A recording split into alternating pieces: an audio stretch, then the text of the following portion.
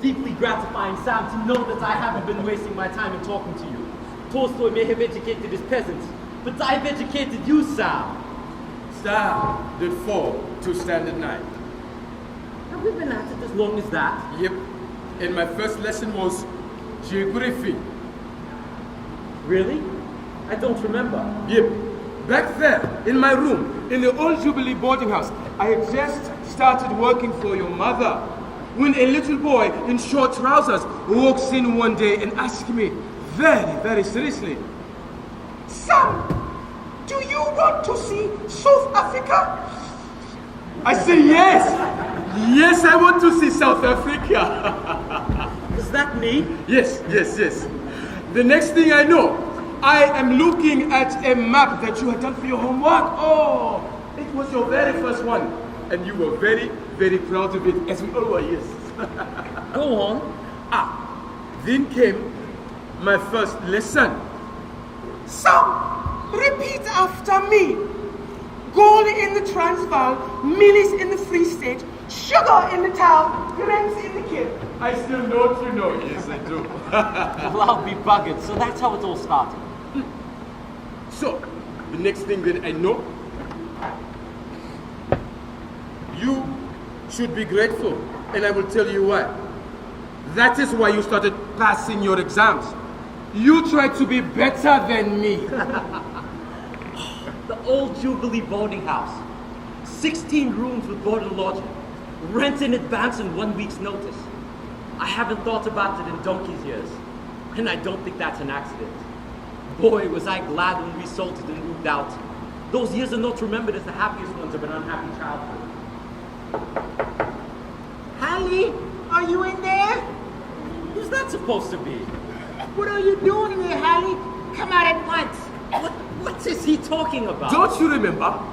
Sam, Willie, is he in there with you boys? Hiding away in our room when your mother was looking for you. Of course.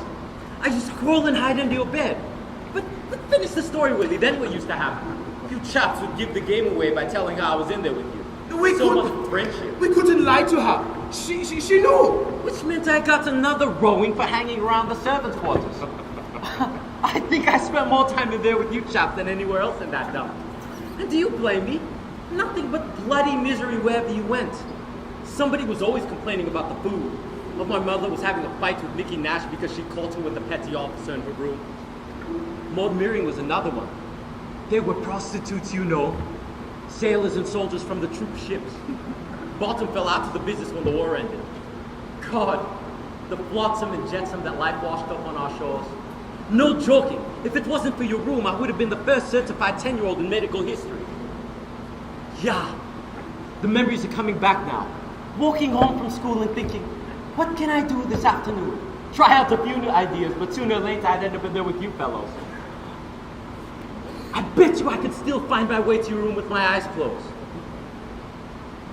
Down the corridor, telephone on the right, which my mom keeps locked because somebody's using it on the sly and not paying. Past the kitchen and unappetizing cooking smells. Around the corner into the backyard.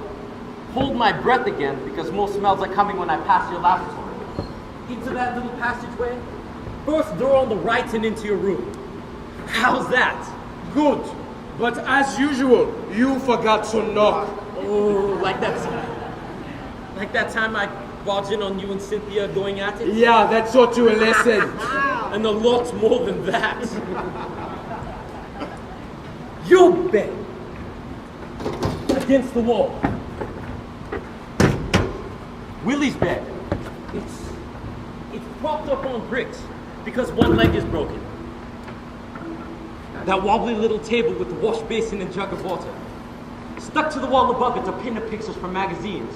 Joe Louis. The Brown Bomber, world title 3 rounds knockdown. Against who? Max Smelling. Correct! I can also remember Fred Astaire and Ginger Rogers and Rita Hayworth in a bathing costume that always made me hot and bothered when I looked at her.